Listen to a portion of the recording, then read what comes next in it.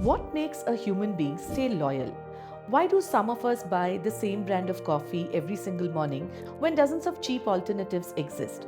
Why do millions of football fans remain devoted to their club even after years of heartbreaking defeats?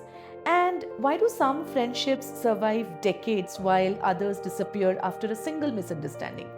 Well, today I wanted to focus on one of the most intriguing questions. Why does one employee dedicate 20 years of their life to a company while another quietly leaves just after a few months or even years? At first glance, the answer seems obvious: money, better opportunities, career growth. But if that were to be the whole story, the world would look very different. I mean, football fans would simply support whichever team wins the championship each season. People would abandon friendship the moment someone more interesting came along, and families would stay together only when it was convenient. But that's not really how human beings work, do they? Because loyalty has never been a logical decision, it has always been an emotional one. I think the truth is, human beings are wired to seek something far deeper than rewards. We seek identity, belonging, meaning. Long before there were companies, long before there were salaries, our ancestors actually survived because they belonged to a tribe. Being accepted by a group wasn't just comforting, it was essential to survival. To be excluded from your tribe meant danger, sometimes even death. Thousands of years later, our world has changed significantly, but our brains haven't really changed.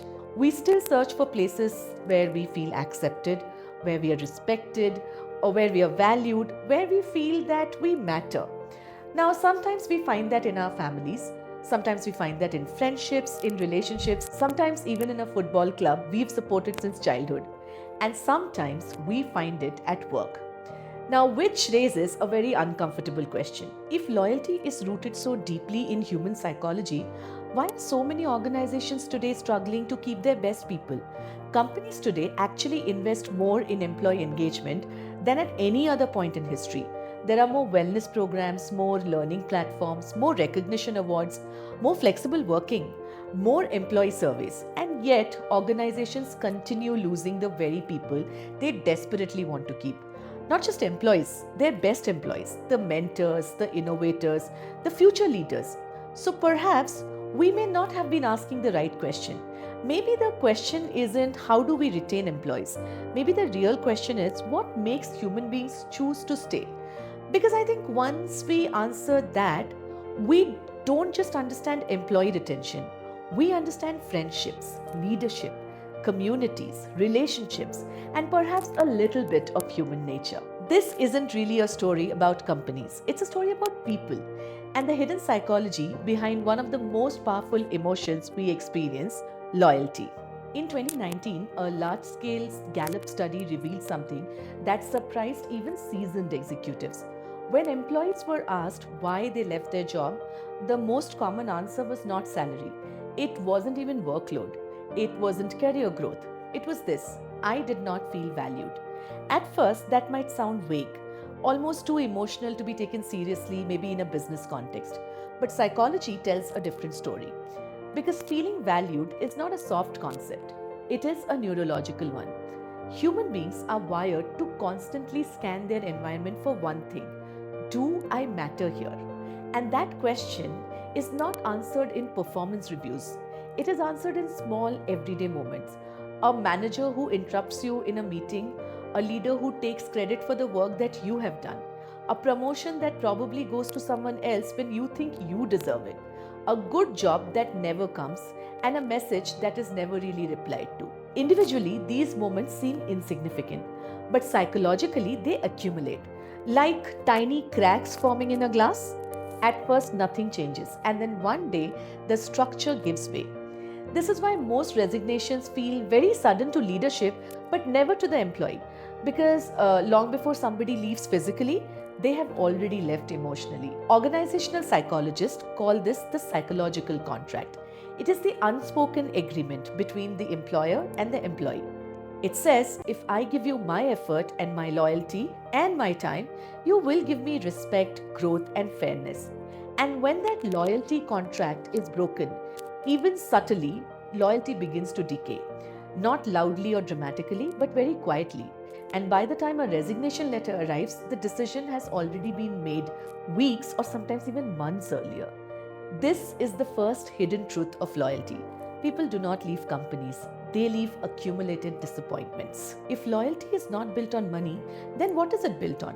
The answer is surprisingly consistent across decades of research: trust. Remember what Stephen Covey says in The Speed of Trust? He argues that trust is not just high moral value, it is an economic force. When trust is high, everything moves faster: decisions, communications, executions, innovations. But when trust is low, everything slows down. Meetings multiply, approvals increase, politics intensifies, energy disappears, and employees begin to feel it immediately because trust is not abstract. It is experienced daily in micro interactions. Do leaders do what they say they will do? Do they admit their mistakes? Do they protect their teams when things go wrong? Or do they shift blame downward? Consider Netflix. One of the most famous aspects of Netflix culture is its radical transparency. Employees are trusted with high levels of autonomy. There are no rigid vacation policies, no micromanagement of hours, no unnecessary approval layers, and yet Netflix consistently attracts top talent. Not because it offers the highest salaries in Silicon Valley, but because it offers something rarer: trust. Trust in adults to behave like adults. And we all know employees who feel trusted rarely look for escape routes because trust creates something that money cannot replicate: psychological safety. The feeling that you're not just a resource but a human being who's believed in. And once that feeling exists, loyalty becomes a natural byproduct. In 2017, Google conducted one of the largest internal studies in its history. The goal was simple: what makes a high performing team? They analyzed hundreds of teams across the company. They looked at intelligence, experience, education, personality types, and workload. Everything that was measurable. And yet, surprisingly, none of these factors consistently predicted success. Instead, one factor that stood above all others was psychological safety. The belief that you can speak up without the fear of embarrassment or punishment. In other words, belonging. This finding actually aligns with decades of behavioral science. Humans are tribals by nature. For most of our evolutionary history, our survival depended on group acceptance. Being excluded from the tribe once meant danger. Isolation meant vulnerability. So our brains evolved to prioritize belonging above almost everything else. This is why workplace benefits, while they are useful, rarely create deep loyalty. I mean, free food, gym memberships, and ping pong tables do not create belonging. Belonging is created through something far more subtle: being seen, being heard, being included in decisions, being respected in conversations, and more importantly, being treated as a part of something larger than yourself. This is exactly why companies like Pixar are so intentional about office designs. I mean, we all know Steve Jobs famously designed Pixar's headquarters so that employees would constantly bump into each other. Not really for efficiency, but for connection, because he understood something that most organizations miss. Innovations do not happen in isolation, they happen in interaction. And interaction creates a sense of belonging. When people feel they belong, they stop thinking like employees and they start thinking like contributors. And contributors don't count hours, they count impact. There's a common misconception in leadership that the goal is to retain talent. But retention is not a strategy, it's a result. I mean, you really cannot force somebody to stay loyal. You can only create conditions where leaving feels unnecessary or not optional. Jim Collins in Good to Great actually describes a similar idea: first who and then what. Great companies do not start with strategy, they start with people.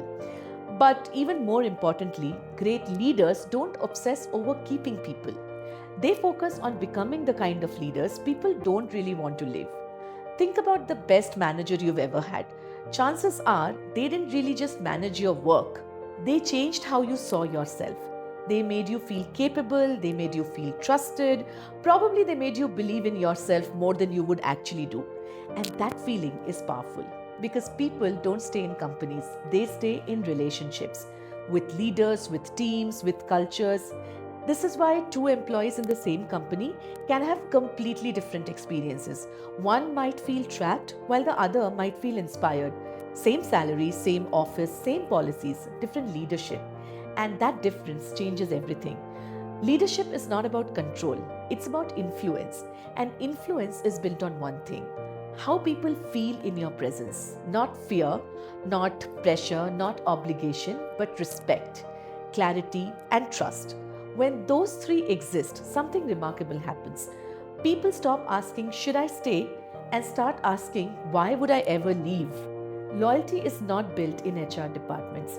It's not created through policies. It is not sustained by perks and salaries alone. Loyalty is the emotional residue of daily experiences.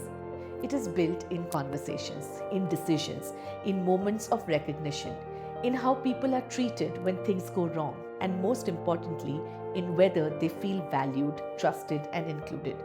Because at the end of the day, people don't remember every meeting, they don't remember every policy or every bonus, but they do remember how they felt. Feelings are what shapes decisions. So perhaps the real question is not how do we retain employees, but instead, how do we become the kind of place people don't really want to leave? Because when you get that right, loyalty is no longer something you have to demand, it becomes something people freely give. So, what makes you stay? Comment below and let me know. And for more such conversations, don't forget to like and subscribe to Mostly Curious with Dr. Shweta. I'll see you in the next one.